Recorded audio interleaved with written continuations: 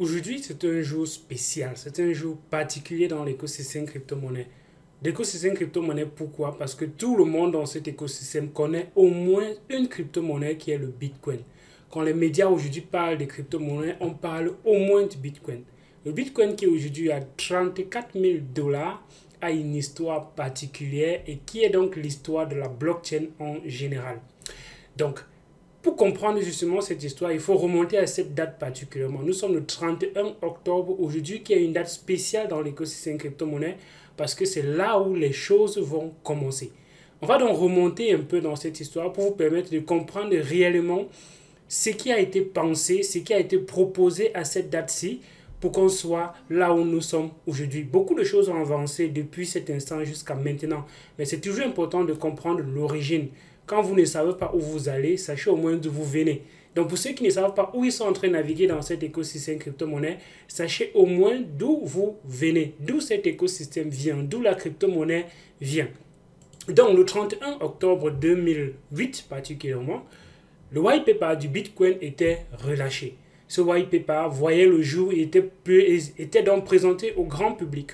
Quand on dit présenter au grand public, c'est comme j'écris un article, je fais quelque chose chez moi et après je décide donc de mettre sur la place publique. Donc probablement, les personnes travaillaient sur cette technologie, sur l'idée, la pensée derrière cela depuis des années. Je vais revenir dans une autre vidéo pour vous montrer comment l'écosystème crypto-monnaie voit le jour bien avant même que le Bitcoin ne soit créé. Il y avait déjà ces idées-là dans les airs depuis les méthodes cryptographiques et tout ça, les Nick Szabo et tout. On va revenir sur l'histoire du Bitcoin, en fait sur l'histoire de la genèse même de la crypto-monnaie bien avant. Mais bon, revenons sur ce white paper parce que c'est la première crypto-monnaie qui va donc se baser sur la technologie blockchain.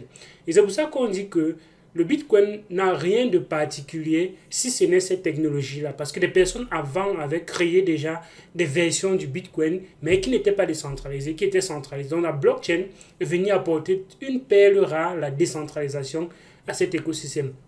On va donc aller dans le white paper, on ne va pas entrer dans les histoires de qui est Satoshi Nakamoto, parce que ça c'est encore une longue histoire avec des longues théories derrière. On ne va pas rentrer dans ça aujourd'hui. Focalisons-nous sur ce white paper dont plusieurs personnes n'ont même pas encore eu l'occasion de le lire. Plusieurs personnes sont dans cet écosystème, mais n'ont jamais lu un white paper. Plus ou moins encore celui du Bitcoin. Donc on va aller dans celui du Bitcoin aujourd'hui. La version française se retrouve également sur le même site bitcoin.org où vous allez avoir les deux versions. Je vais aller dans la version française parce que c'est que majoritairement ceux qui me suivent sont des personnes de la communauté francophone. Donc reste jusqu'à la fin de la vidéo, tu vas comprendre réellement ce qui a été proposé par Satoshi Nakamoto. Et je te rassure qu'il n'y a aucun endroit dans ce white paper où on dit que le but du Bitcoin, c'est de te rendre riche. Donc, pour ceux qui disent que le but de la crypto-monnaie, c'est de les rendre riches, là, faites très attention. On va aller dans ce white paper et vous allez comprendre justement pourquoi la crypto-monnaie Bitcoin a été créée. Salut à toi, bienvenue sur la chaîne Elvis Konjo. Ici, on parle majoritairement de crypto-monnaie. Si tu as soif de découvrir, d'apprendre ce qui se cache derrière cet écosystème, il y a déjà beaucoup de tonnes de vidéos sur la chaîne pour t'accompagner. N'hésite pas de déposer tes bagages, liker la vidéo, partager les vidéos et permettre à d'autres personnes de comprendre justement ce qui se cache derrière les crypto-monnaies et faire grandir cette communauté. La deuxième chose que tu dois faire, c'est aller en description de cette vidéo. Et là-bas, tu trouveras le lien vers notre site de formation où il y a présentement un pack de formation qui va te permettre de préparer ton bull run.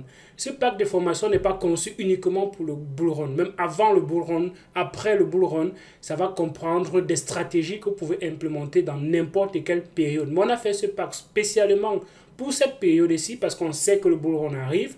Il est donc question de vous préparer. Et ce pack contient justement 3 de nos meilleures formations. Il y a la formation sur comment être un bon investisseur partant de zéro pour devenir héros.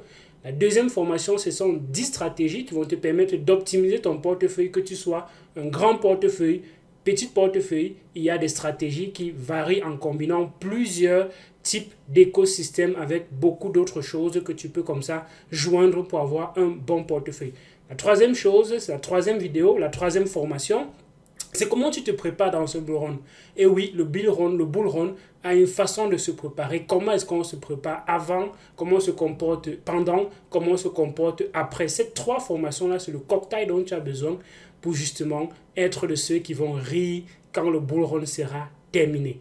Donc, le lien, c'est en description de cette vidéo. Il n'y en a que 50 places et c'est déjà en train de partir.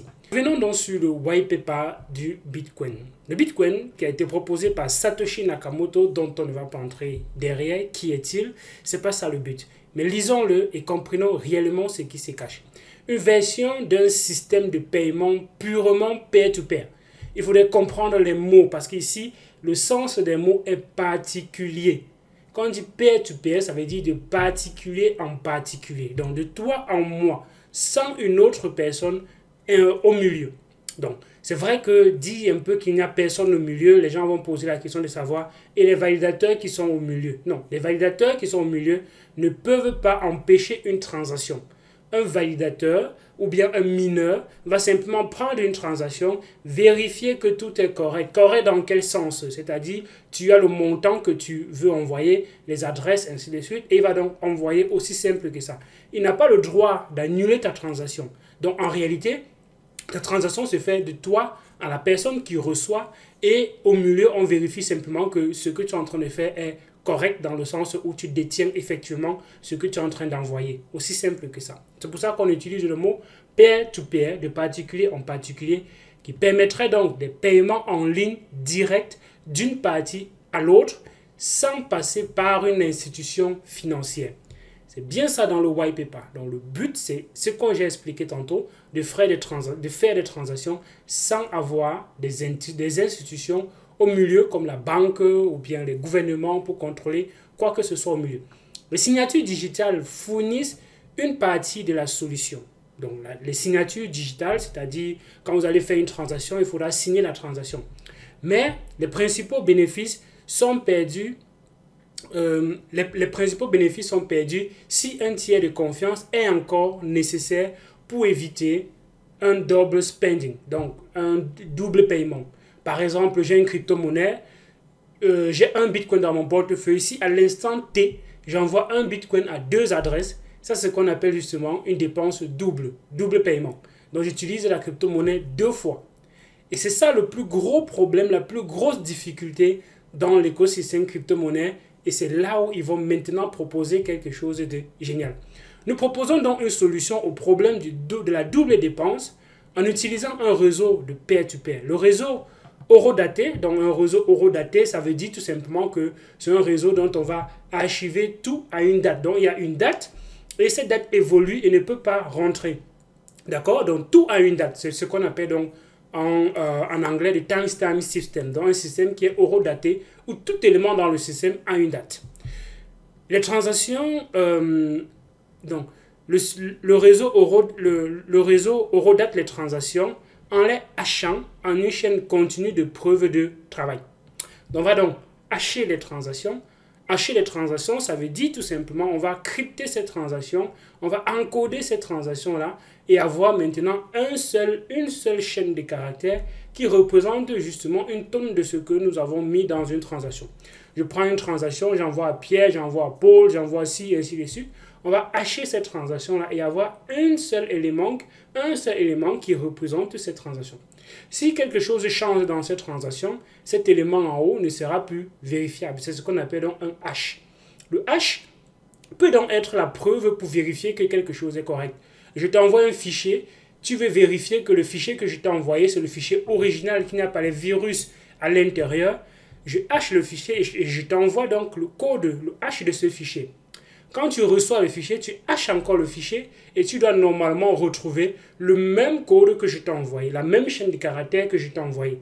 Si c'est différent, ça veut dire que probablement quelque chose a changé dans le fichier. Voilà pourquoi vous voyez souvent sur certains sites, quand tu télécharges un fichier ou bien une application, on t'envoie le hash. Le hash va te permettre de hacher ton fichier et de retrouver ce même code si jamais quelque chose n'a pas changé à l'intérieur. Donc, ce sera un peu long peut-être parce que je vais un peu expliquer justement les choses un peu en détail pour que vous compreniez, parce que je sais qu'il y a beaucoup de personnes qui ne sont pas informaticiens, qui ne comprennent pas ces concepts-là. Donc, je vais expliquer un peu, mais il y a des parties techniques dans lesquelles je ne vais pas rentrer parce que, bien évidemment, ce ne sera pas intéressant. Donc, je vais me limiter peut-être à la première, deuxième page pour qu'on essaie au moins d'avoir l'idée de ce que Satoshi Nakamoto avec derrière la tête. Donc, Ok, on a déjà vu qu'ils vont se baser donc sur la preuve du travail pour fournir donc ce hash-là, le format d'enregistrement des données qui ne peut pas être changé sans avoir à refaire la preuve de travail. C'est-à-dire qu'on va enregistrer dans les données sur un format sur lequel, pour changer les données, tu ne peux pas changer les données sans refaire cette preuve de travail. Donc, si tu veux changer un élément à une date antérieure, vu que cet élément à une date antérieure est impacté par les éléments futurs, tu devras donc modifier toute cette chaîne-là pour pouvoir avoir une information qui reste correcte et cohérente dans la blockchain. Tu ne peux pas dire que tu remontes le temps, tu pars à une transaction qu'il y a en 2011 où tu avais 10 bitcoins et tu dis, bon, à partir de ce moment-ci, je veux envoyer maintenant ces 10 bitcoins-là à une autre adresse, par exemple, pour utiliser maintenant. Ce ne serait pas possible parce qu'il faudrait modifier tous les blocs qui ont été ajoutés sur la blockchain depuis 2013, et c'est ça qu'on appelle parfois les confirmations. Une confirmation sur une blockchain, c'est tout simplement le nombre de blocs qui s'ajoutent après le bloc dans lequel ta transaction est contenue. Parce que quand tu envoies une transaction sur la blockchain, c'est stocké dans un bloc, d'accord? Et ce bloc de transaction-là, on va hasher. Et quand on va hasher ce bloc, on aura un hash, et ce hash-là va être ajouté dans le bloc suivant, et qui sera haché, et ajouté dans le bloc suivant, qui sera également haché, ainsi de suite, ainsi de suite. Donc, pour un exchange, pour être sûr que ta transaction ne peut pas être modifiée, parce que quand il n'y a pas de bloc au-dessus de ta transaction, ça peut encore être modifié. Parce que modifier, hacher le bloc suivant est beaucoup plus facile. Donc, parce qu'il n'y a pas toute une longue chaîne à faire. Voilà pourquoi certains exchanges attendent 15 confirmations, 8 confirmations, 10 confirmations, 20, 100, 30 confirmations, dépendamment du réseau, avant de pouvoir afficher le solde dans ton compte. C'est simplement le nombre de blocs qui s'ajoutent après le bloc dans lequel ta transaction est. Et voilà pourquoi il dit dans le white paper ici, donc on ne peut, le format, donc formant un enregistrement de données qui ne peut pas être changé sans avoir à refaire la preuve de travail. La chaîne la plus longue non seulement sert de preuve et de témoignage de la séquence des événements, mais prouve qu'elle est issue du plus long groupe de puissance CPU. Aussi simple que ça. Vous voyez que c'est justement c'est pour ça qu'il faut comprendre cet écosystème dans lequel vous êtes. Parce que c'est fascinant. Il y a beaucoup de choses qui sont assez fascinantes à l'intérieur quand vous essayez de lire le white paper, vous comprenez comment la blockchain fonctionne. Quand on dit la plus longue chaîne. La plus longue chaîne, c'est tout simplement pour dire quoi? Si vous essayez de faire la transaction dans... en fait, vous essayez de faire une double dépense. D'accord? J'envoie un bitcoin à Pierre, j'envoie un bitcoin à Paul. Ces deux transactions ne peuvent pas déjà être dans le même bloc. C'est impossible. OK? Parce qu'à l'intérieur du bloc, on va vérifier que toutes les transactions sont cohérentes. Donc, dans un seul bloc, tu ne peux pas envoyer la crypto-monnaie à Pierre et envoyer encore à Paul. Ce sera impossible. Donc, pour envoyer à deux personnes différentes, il faudrait donc envoyer dans deux blocs différents. Si tu envoies dans le bloc A à Pierre, tu envoies dans le bloc B à Paul, il y a donc maintenant certains mineurs qui vont prendre une branche. Ils vont dire, OK, nous, on va considérer la branche dans laquelle tu as envoyé à Pierre. Et après cette branche-là, ils vont continuer à ajouter les transactions à l'intérieur et les transactions à l'intérieur. Il y a certains mineurs qui peuvent décider de prendre la branche où tu as envoyé à Paul. Et ils vont ajouter les transactions au-dessus de ce bloc à un moment donné. D'accord? Et maintenant, la blockchain en elle-même, c'est celle qui aura la plus longue chaîne. Donc, si la majorité des mineurs décident donc d'ajouter les blocs sur la transaction que tu as envoyée à Pierre, c'est cette longue chaîne-là qui fera donc la blockchain. Et ceux qui ont la plus courte blockchain ne sera pas donc valide. Ils vont donc à un moment donné être obligés de prendre les données de la plus longue blockchain pour être à jour s'ils veulent continuer à ajouter les transactions sur la plus longue blockchain. C'est ce qu'on appelle donc the longest chain, the longest blockchain. Celle qui a la plus longue chaîne, c'est elle qui fait donc foi de blockchain. Aussi simple que ça. D'accord? Et vous comprenez donc qu'à chaque fois qu'il faut ajouter un bloc, on a besoin de la puissance de calcul pour faire le minage.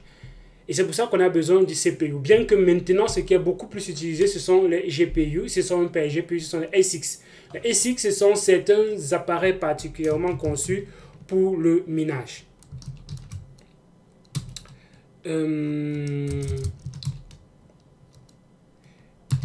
ASICs computer.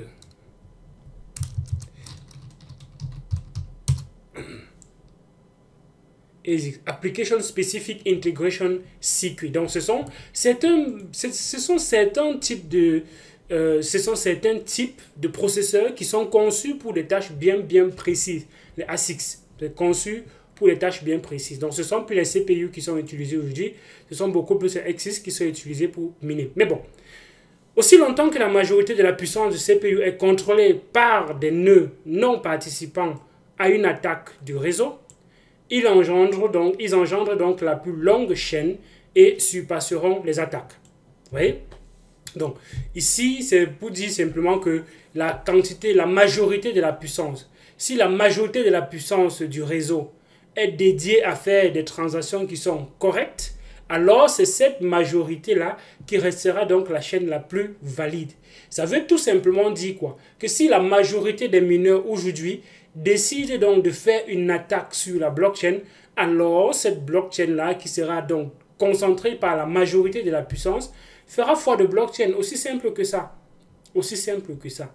Vous voyez? Donc si des mineurs, la majorité des mineurs aujourd'hui décident que on va créer les bits, on va augmenter les chiffres, on va envoyer les crypto-monnaies à 2 personnes et continuer de valider ces blocs-là, ça ce sont des attaques.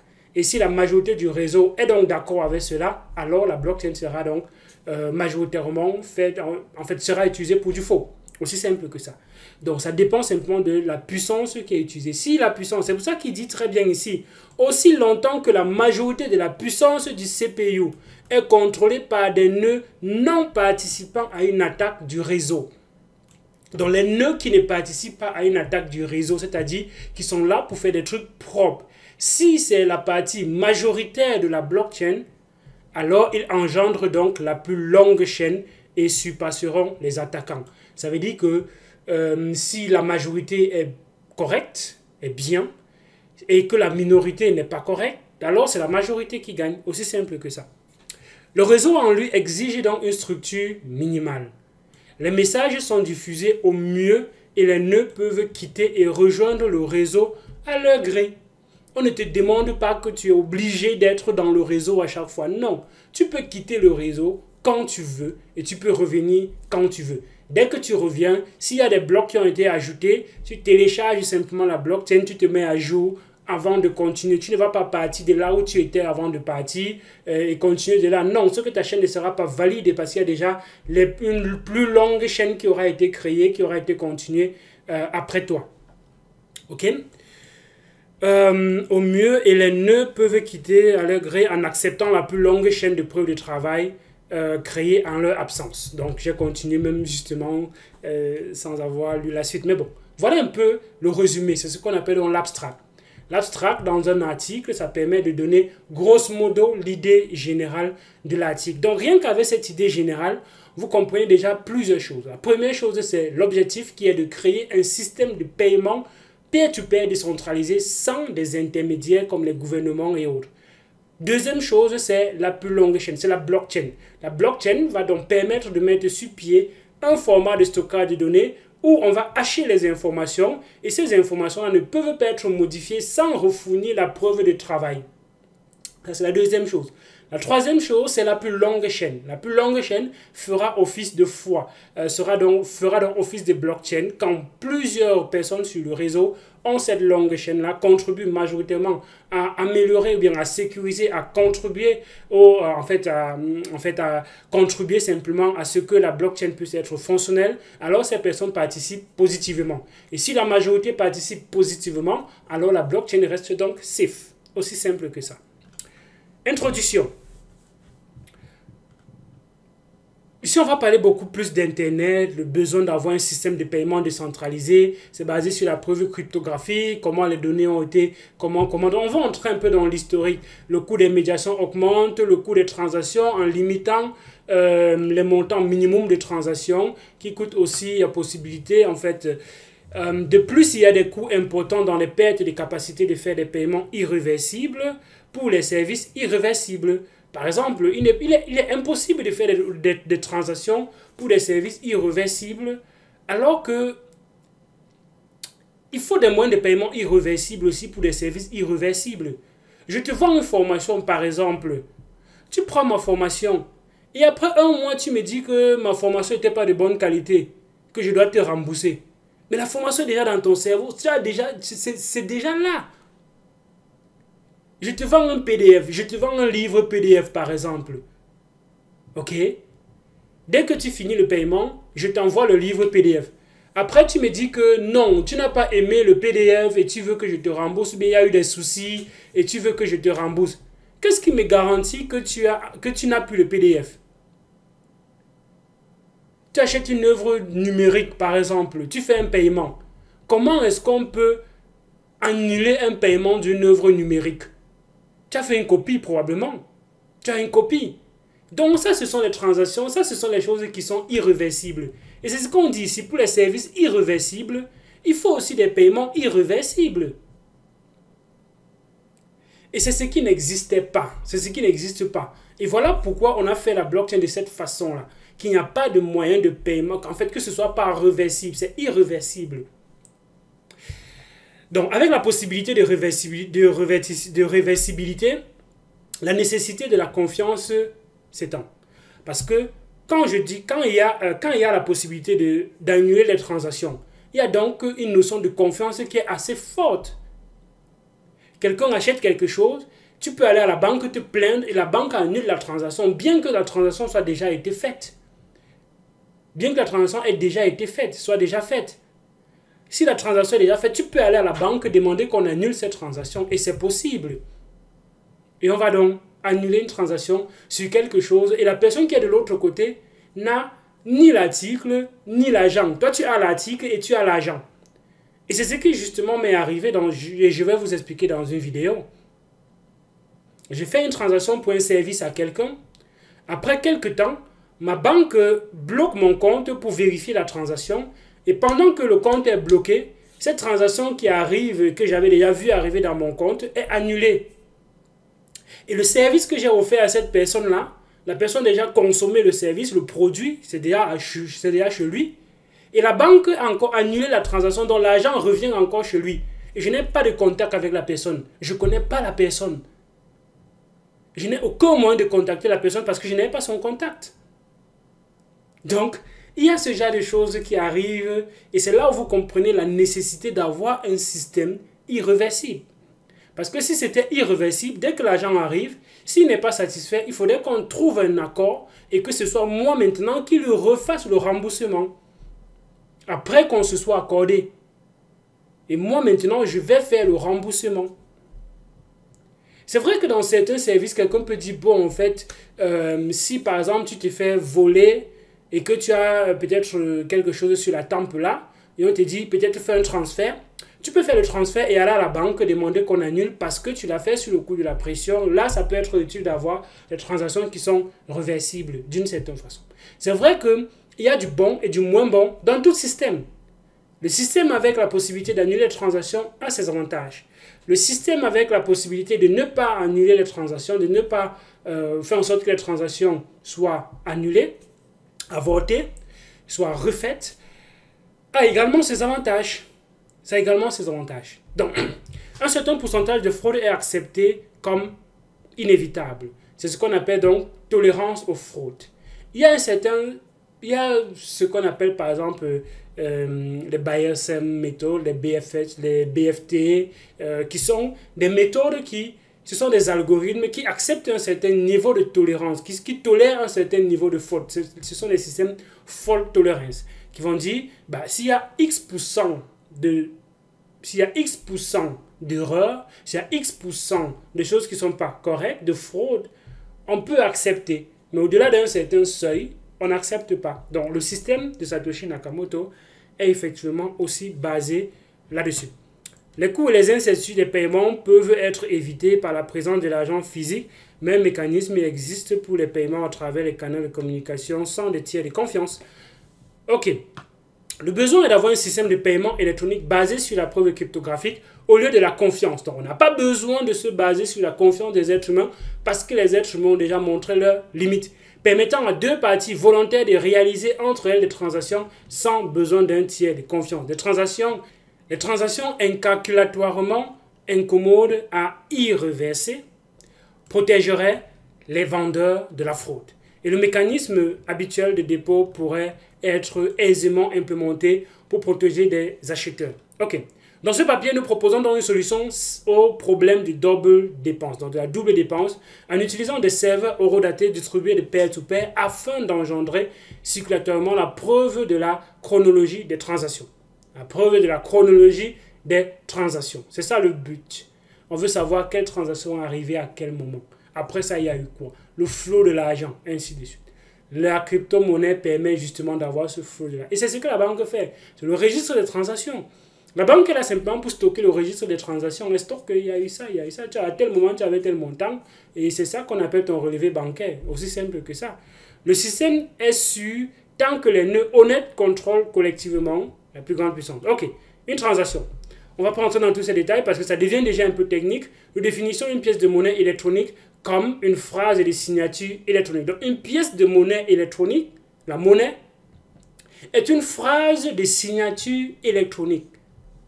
Est une chaîne de signature, électronique. Aussi simple que ça. La crypto-monnaie, nous la définissons comme une chaîne de signature électronique. Ça veut dire quoi? Si c'est un chiffre, ok? Et ce chiffre-là, on a dit c'est un entier, par exemple. On est dans les entiers. Dès que ce chiffre-là est signé par un portefeuille, qui a une signature, qui a signé être le propriétaire, par exemple, de cela, cela fait office de crypto-monnaie. La crypto-monnaie, ce n'est rien d'autre que les signatures électroniques. Ce n'est rien d'autre. Ce message qu'on voit comme 0, 1 et tout ça, ce n'est qu'un chiffre. Ce qui fait en sorte que ce soit un chiffre dans lequel les gens font confiance, c'est cette signature électronique-là.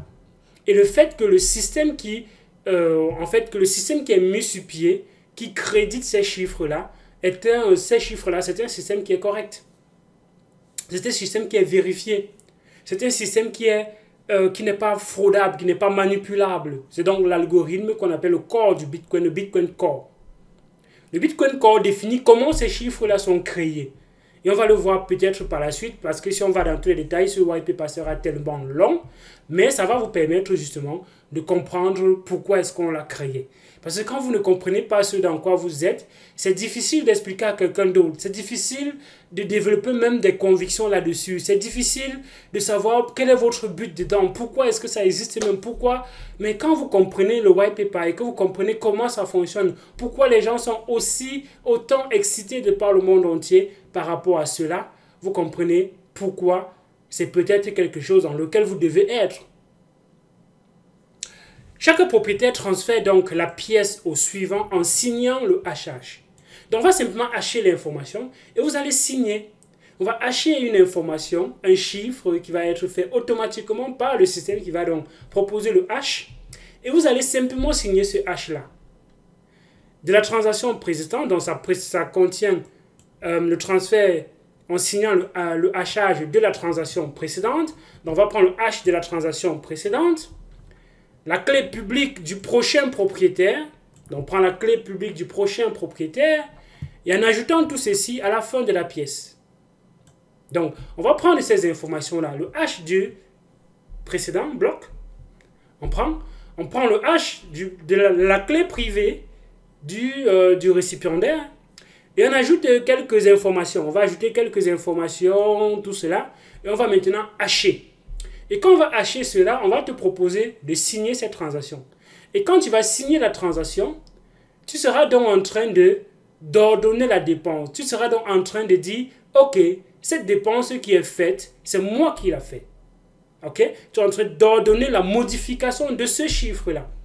Et donc, un bénéficiaire peut vérifier les signatures pour vérifier la chaîne de propriété. Un bénéficiaire peut vérifier les signatures pour vérifier la chaîne de propriété. Donc, il peut simplement dire que, ok, je vérifie les signatures pour vérifier la chaîne de propriété. Donc, il vérifie comme ça que, ok, ça a été signé par ici, par ci, par ça, par ça, par ça. Et voilà une transaction aussi simple. On va prendre le hash précédent, on prend la clé publique et on va signer donc avec le bénéficiaire pour pouvoir envoyer. La transaction suivante, on prend le hash précédent, la clé du bénéficiaire 2 et on va signer avec le bénéficiaire 1. Donc, le premier bénéficiaire, donc celui qui est bénéficiaire 0, c'est celui qui va signer la première transaction. Celui qui est le bénéficiaire 1, c'est celui qui va donc recevoir du bénéficiaire 1, et c'est lui qui va signer, c'est lui qui va recevoir du bénéficiaire 0, et c'est lui qui va signer la transaction-ci pour envoyer au bénéficiaire 2. Et celui qui va signer la prochaine transaction, c'est le bénéficiaire 2, parce que c'est lui qui était le propriétaire de la transaction précédente, et c'est lui qui va donc signer pour que ça passe à un autre propriétaire. Aussi simple que ça. Voilà ce qui est défini dans le white paper. Et c'est exactement comme ça que ça fonctionne. Avant que la crypto-monnaie arrive chez toi, le propriétaire a signé. Et toi, maintenant, avant de le passer à quelqu'un d'autre, tu signes. Cette autre personne qui va recevoir, s'il veut passer à quelqu'un d'autre, il va signer. Tu peux envoyer à toi-même, tu peux t'envoyer à toi-même. Effectivement, dans ce système-ci, il n'est pas exclu que ta clé publique soit la clé du bénéficiaire 1. On peut mettre un ici et un ici, ça marche. Tu peux t'envoyer à toi-même. OK? Et c'est comme ça que les hackers font parfois pour communiquer avec la blockchain. Quand ils vont hacker, ils vont se faire les transactions eux-mêmes, ils vont mettre les messages à l'intérieur et les gens vont voir comment la transaction est en train de se faire à lui-même et ils vont quand même voir le message qui est en train d'être passé par le hacker. Donc, le problème évidemment est que le bénéficiaire ne peut pas vérifier qu'un autre propriétaire n'a pas dépensé 2 fois. Et c'est ça le problème.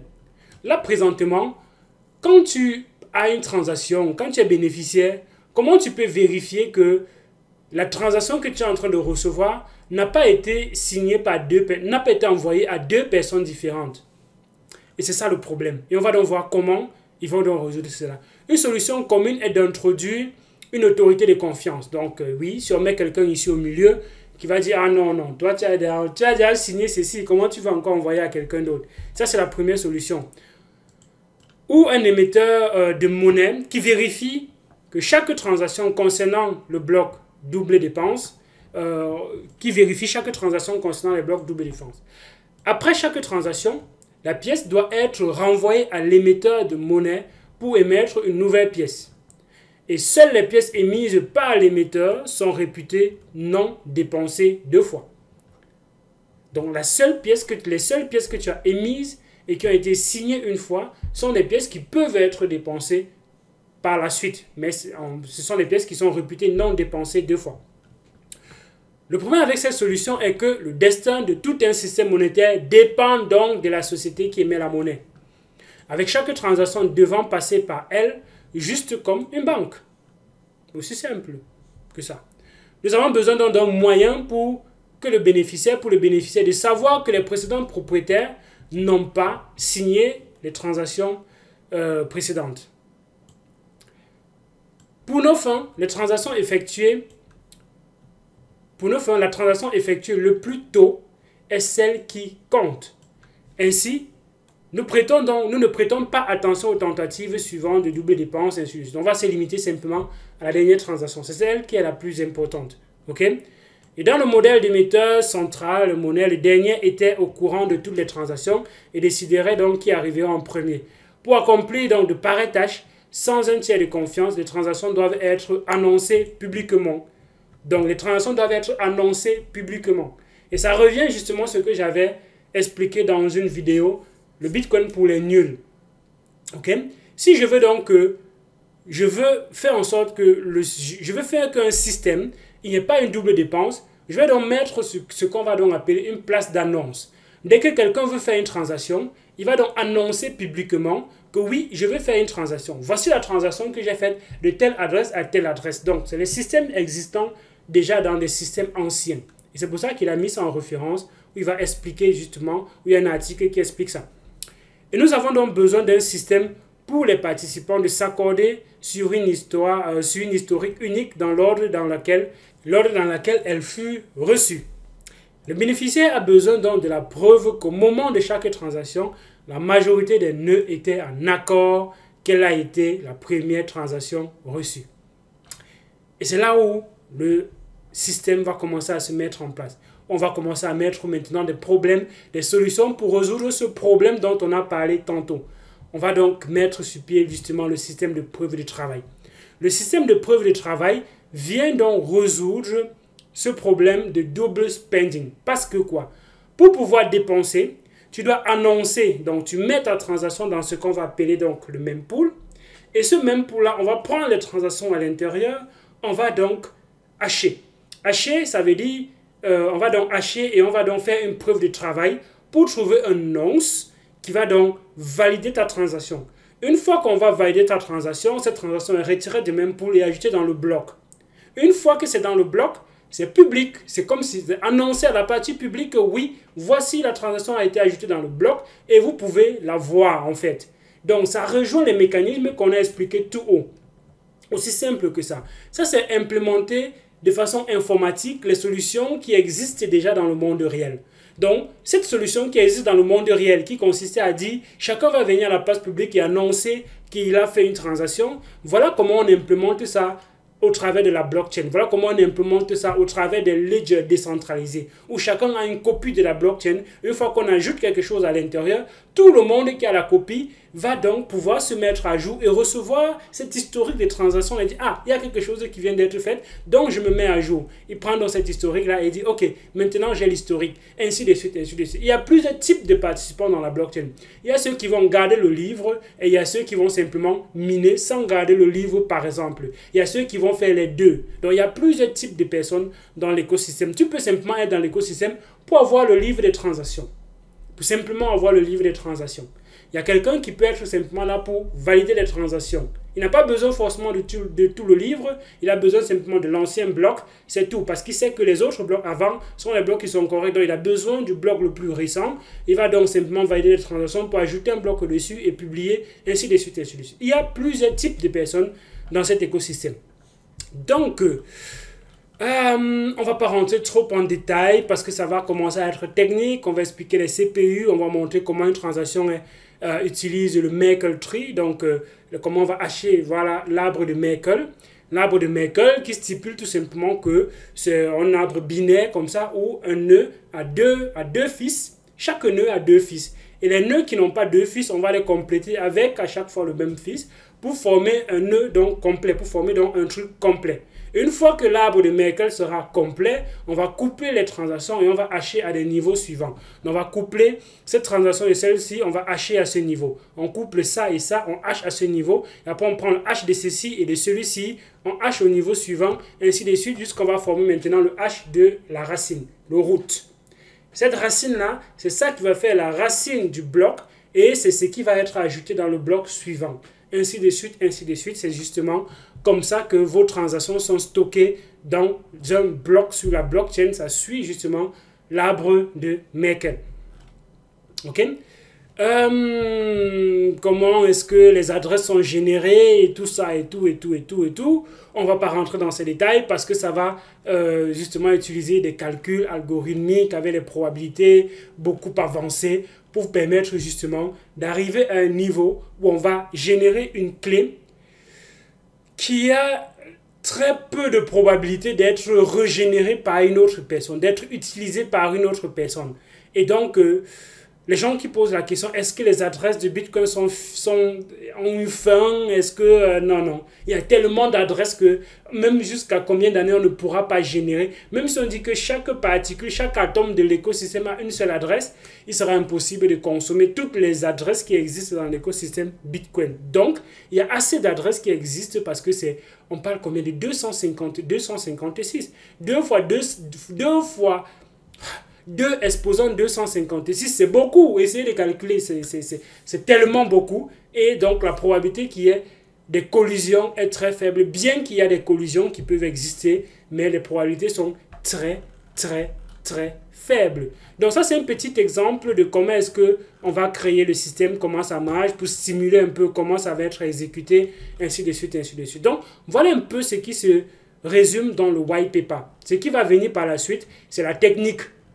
C'est comment est-ce qu'ils implémentent cela, c'est comment est-ce qu'ils définissent cela, comment est-ce qu'ils peuvent prouver mathématiquement un certain nombre de choses d'une certaine façon. Donc, ce sera beaucoup technique, je ne vais pas rentrer dans tous ces détails-là, je vais donc me limiter ici. Mais au moins, vous avez l'idée générale.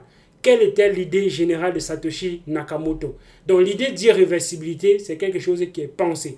L'idée de hachage, l'idée de blockchain en elle-même, c'est quelque chose qui est pensé dans ce white paper. Et c'est ça qui a ouvert la porte à d'autres à d'autres blockchains parce qu'ils se sont basés sur cette possibilité. Ils ont dit, ah, en fait, donc, voici comment on peut créer une blockchain où il y a un ledger, ainsi de suite. Et c'est comme ça que Ethereum est venu créer donc plutôt une machine virtuelle en disant, ok, c'est une machine qui existe déjà. Au lieu de faire les calculs, on peut mettre ça sur la blockchain et avoir donc un livre décentralisé avec des programmes qui seront stockés dans la machine et chaque validateur va maintenant exécuter cela et les résultats seront donc mis dans des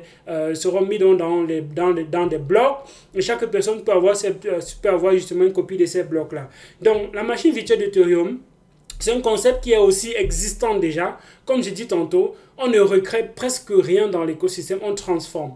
On prend des concepts qui existent déjà ailleurs, soit dans la vie courante, et on voit comment implémenter cela maintenant d'une autre façon, peut-être sur la blockchain, peut-être. Donc, dis-moi ce que tu penses en commentaire de cette vidéo. Est-ce que tu as appris quelque chose? Est-ce que tu as compris quelque chose?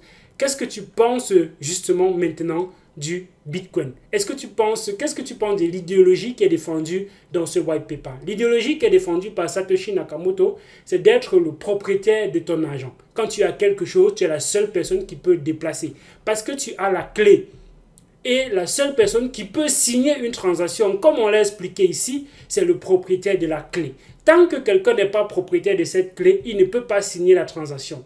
Et c'est la seule façon de posséder quelque chose réellement possédé.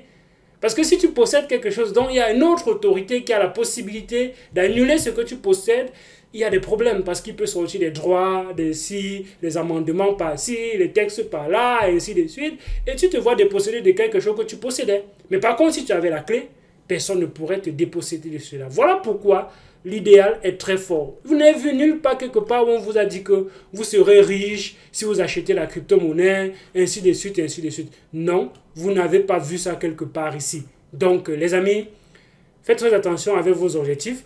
Ne tombez pas dans les discours des gens qui vous vendent des rêves en disant que c'était le but de Satoshi Nakamoto. Allez vous-même lire ce white paper. Il y a cette version en français. Et si vous voyez ce que les gens vous disent quelque part là-dedans,